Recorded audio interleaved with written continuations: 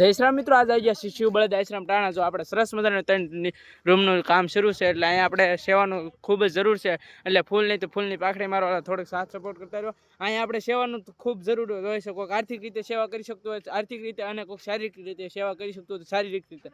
અહીં શારીરિક રીતે સેવા કરી શકતો હોય તો આપણે અહીં બેલા ને એવું બધું ફેરવવાનું, ને આપણે દ્રોષ કર્યા હોય છે, પૂર્ણી પૂરવાની હોય છે, એટલે એવા અલગ અલગ કામ હોય જ. એટલે ફૂલની પાખડી મારવા વાળા આર્થિક રીતે હોય તો આર્થિક રીતે ફૂલની પાખડી, અને શારીરિક રીતે કરી શકતા હોય શારીરિક રીતે ફૂલની પાખડી થોડોક સાથને સપોર્ટ કરતા રહ્યો તો આવી સેવાનું કાર્ય કરવાની મજા આવે.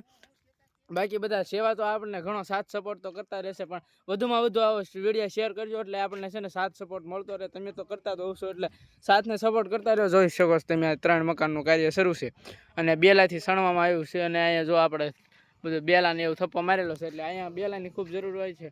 અહીં સેવાભાઈ મિત્રો રાતે ઘણું કામ કરતા હોય, એટલે રાતે પણ તમે આવી શકો છો.